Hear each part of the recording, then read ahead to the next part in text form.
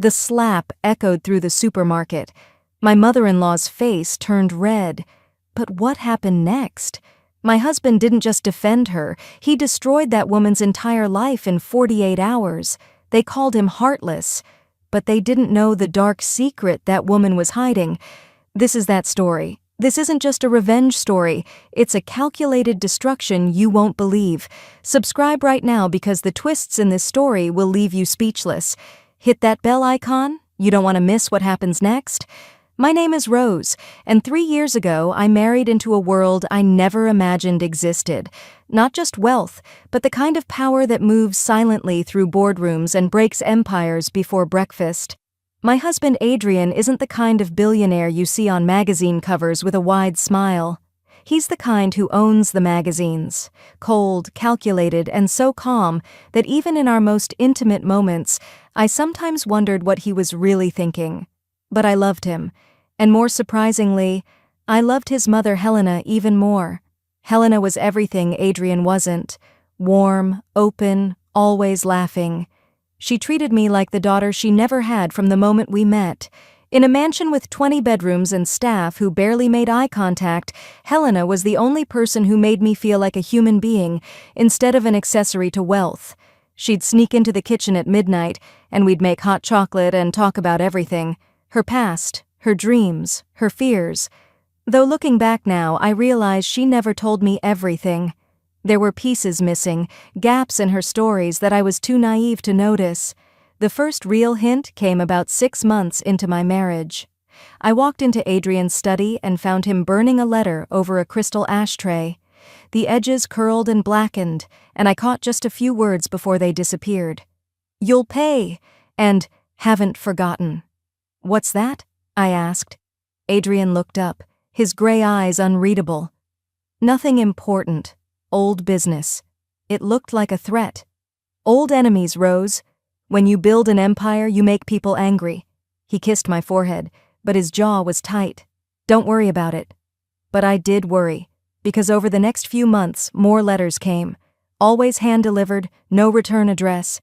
And Adrian always burned them with the same disturbing calmness, like he was performing a ritual he'd done 1,000 times before. Helena noticed me watching once. "He's protecting us," she said softly. "That's what he does." "From what?" She smiled, but it didn't reach her eyes. "From people who can't let go of the past." I should have pushed harder, asked more questions, but in that golden cage of wealth and comfort, it was easier to pretend everything was fine. Then came that Tuesday, the day everything shattered. Helena had been quieter than usual that morning. She pushed her breakfast around her plate, and I noticed her hands trembling slightly when she reached for her coffee. Adrian was in back-to-back board meetings, already gone before sunrise. It was just the two of us in that enormous dining room that could seat 30 people. "Rose," she said suddenly, "would you come somewhere with me today?" "Of course." "Where?"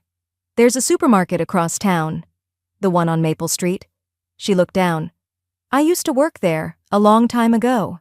I want to visit it one more time." I was surprised. Helena usually shopped at boutique stores where they knew her by name, or more often she just had things delivered. The idea of her in a regular supermarket seemed almost amusing. "Why that one specifically?" Her eyes got distant. "Because that's where I worked as a cashier 30 years ago, before I met Adrian's father. Before all of this." She gestured at the crystal chandeliers, the oil paintings worth more than most people's houses. I need to remember who I was, where I came from. Something in her voice made my chest tight. "Helena, are you okay?" "I'm fine, sweetheart. I just want to feel normal for a few hours. Is that strange?" "Not at all," I said, though everything about it felt strange. We took one of the smaller cars, and Helena insisted on driving herself. I watched her hands grip the steering wheel too tightly, watched her eyes constantly checking the rearview mirror. She was nervous, I realized, maybe even scared. But of what? The supermarket was ordinary. Fluorescent lights, shopping carts with squeaky wheels, people in yoga pants buying cereal. Helena stood in the entrance for a long moment, just breathing. "I was 19 when I worked here," she said quietly, "before I knew anything about the world. Before I understood what monsters looked like in expensive suits." "Helena, come on." She grabbed a cart and suddenly she was smiling again. "Let's shop like normal people." For a while it was actually lovely. Helena pointed out where the break room used to be, told me stories about her co-workers, laughed about the time she dropped an entire display of soup cans. We filled our cart with things we didn't need, and she seemed lighter than I'd seen her in months. Then I noticed the woman. She was standing at the end of the produce aisle just staring at us. Expensively dressed in a cream pantsuit, designer handbag, too much makeup trying to hide the work she'd had done. But her eyes were filled with pure hatred. "Helena," I said quietly, "that woman is watching us." Helena's head snapped up. She looked, and I saw all the color drain from her face. The apple she was holding dropped back into the bin. "We need to leave," she whispered.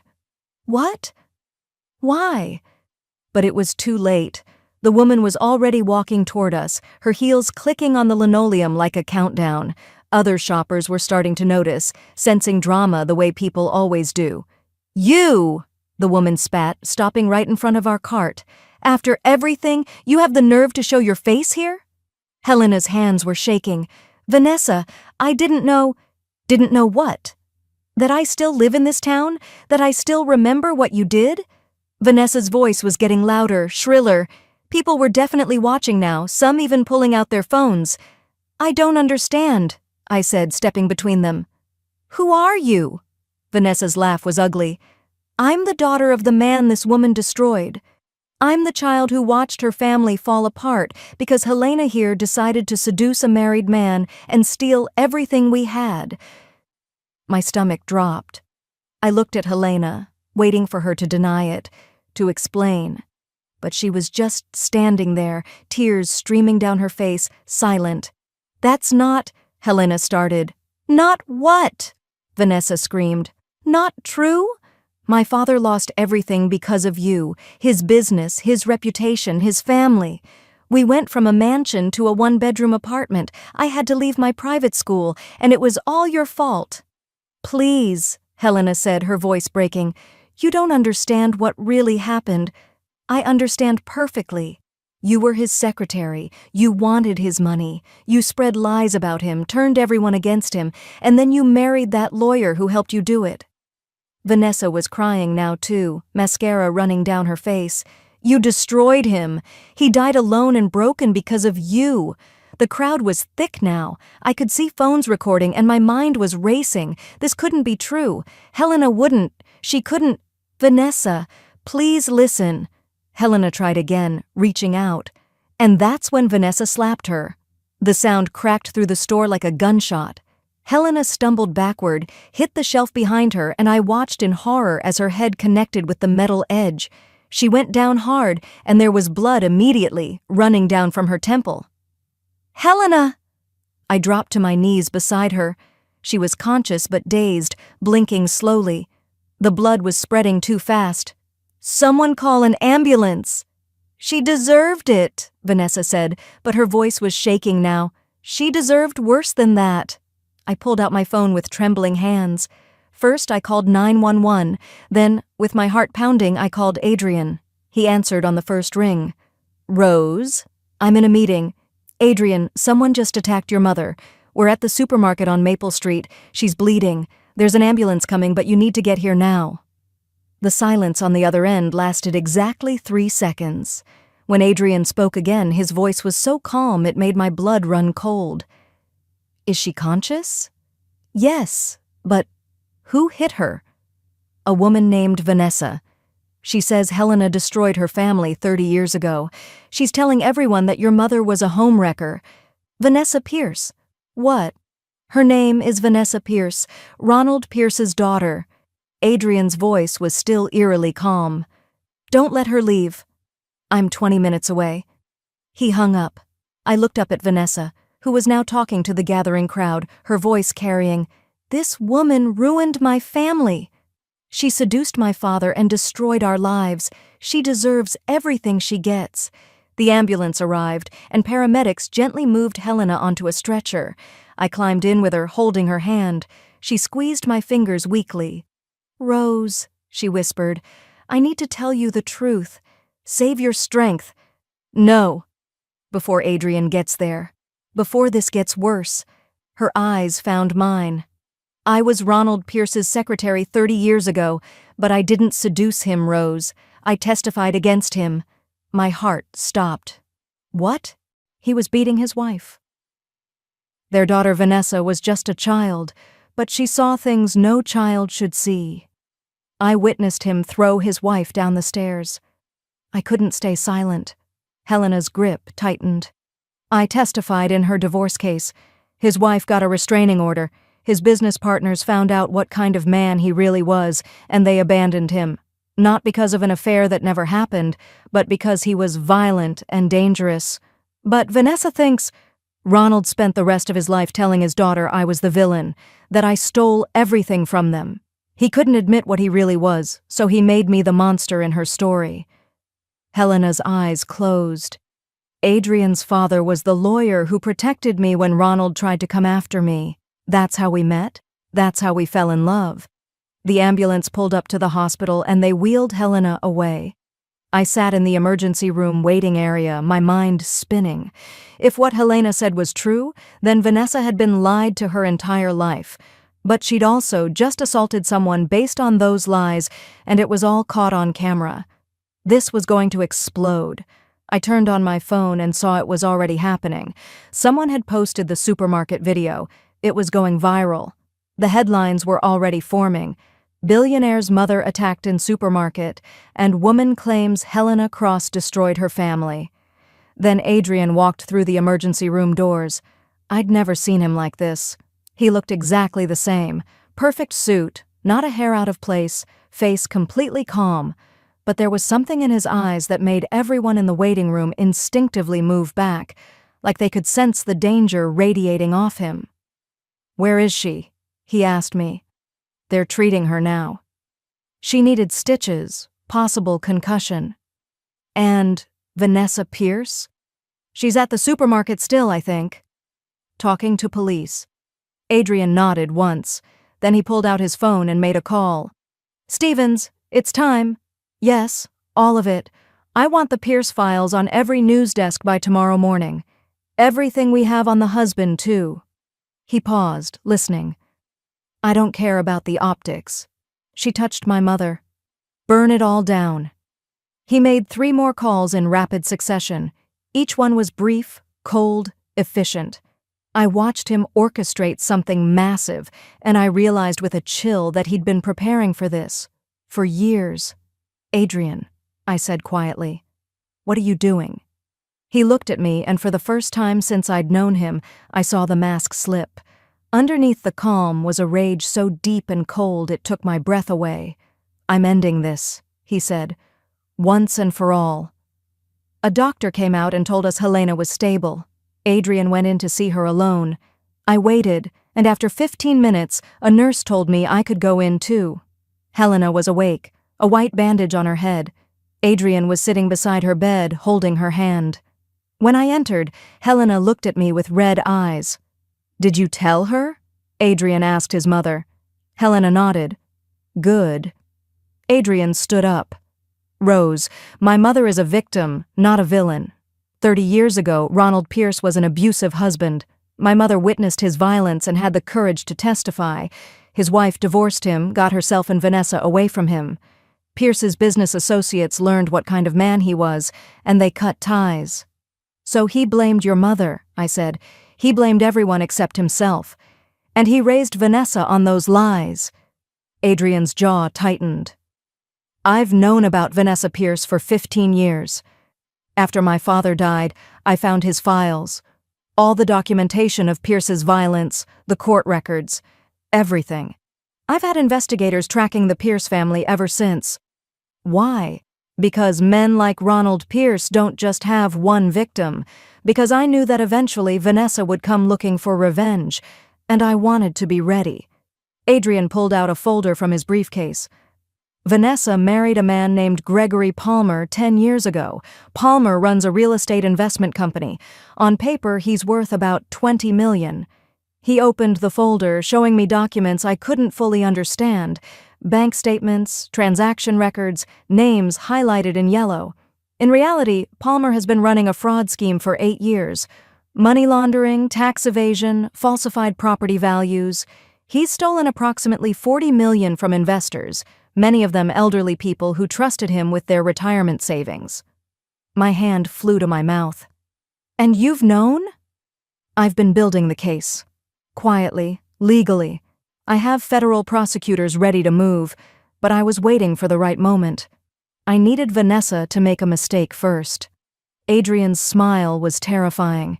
She just gave me everything I needed. She assaulted my mother on camera, made false defamatory statements in public, and now I can respond with the truth about her family without looking like the aggressor. Adrian, this will destroy her.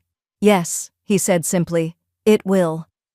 Helena reached out and grabbed Adrian's hand. Son, I don't want this. She's a victim too, in her own way.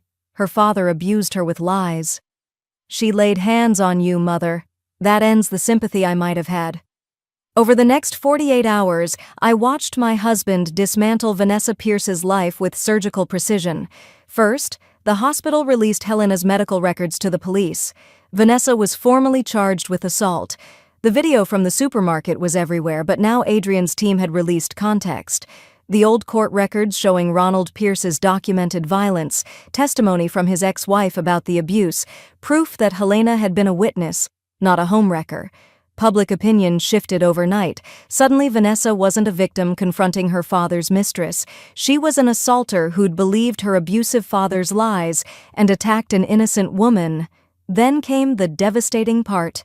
FBI agents raided Gregory Palmer's office at 6 a.m. Adrian had given them everything. Years of evidence gift-wrapped with a legal bow. Palmer was arrested on 17 counts of fraud, money laundering, and racketeering. The news showed him being walked out in handcuffs. Vanessa's world exploded. Their assets were frozen. Their mansion was seized.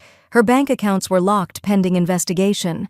Within 24 hours, she went from wealthy socialite to potentially homeless. But Adrian wasn't done. He released Ronald Pierce's medical records from his final years. Terminal illness, dying alone in a nursing home. And a letter, written 6 months before his death, confessing everything. Admitting he'd lied about Helena. Admitting he'd been violent. Apologizing to his ex-wife and daughter for the poison he'd fed them.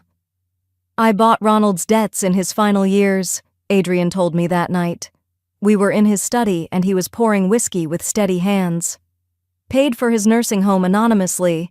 In exchange, he agreed to write the truth. I had it notarized, witnessed, legally airtight. You've been planning this for how long? 15 years, since the first threatening letter arrived after my father died. Adrian looked at me. You think I'm a monster? I think you're terrifying, I said honestly. But I also think you protected your mother when no one else could.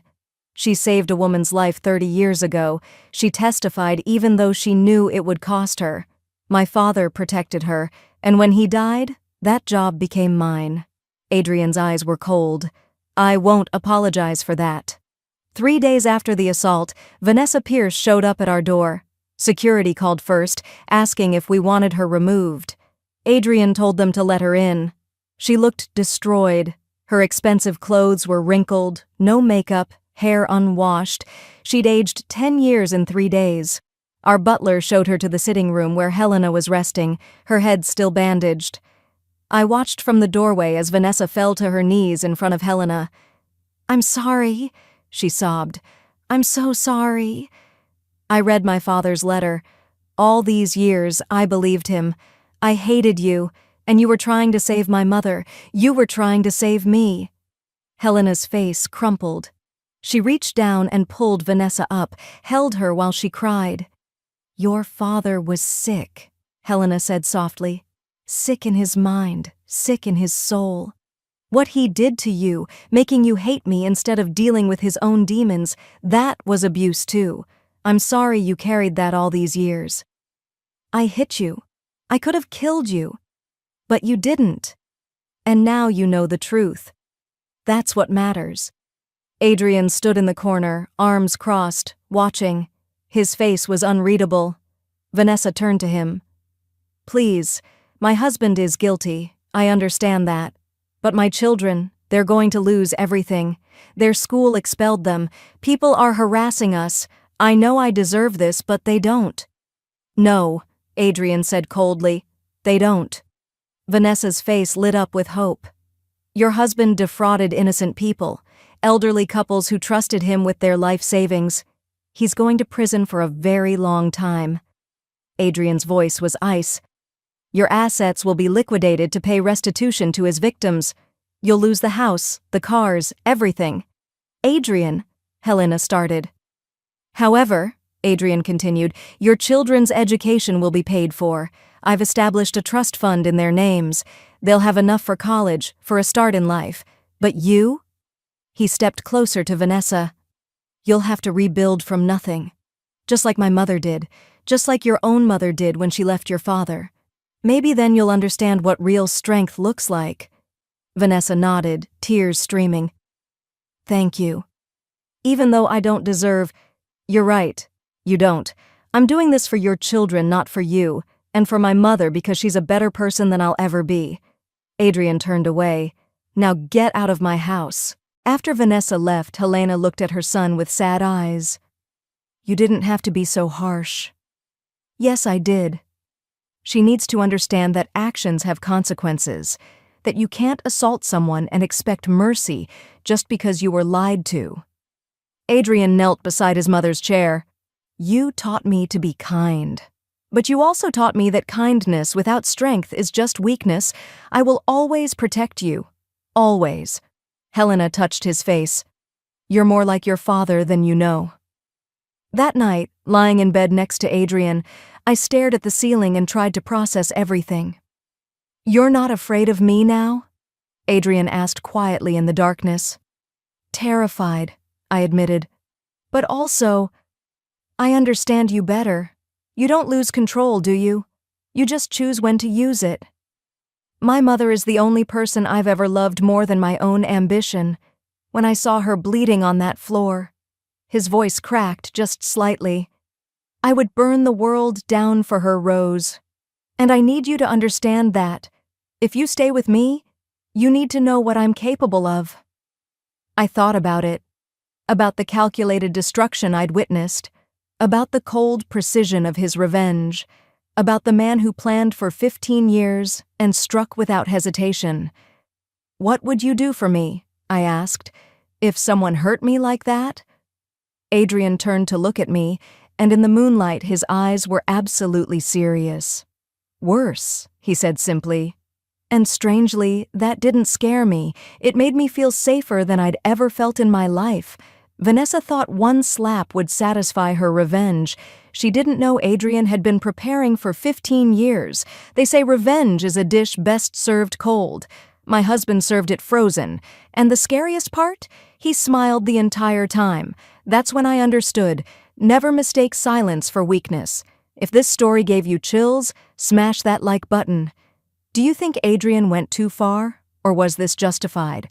Comment below. I want to hear your thoughts. Subscribe because next week's story is even darker.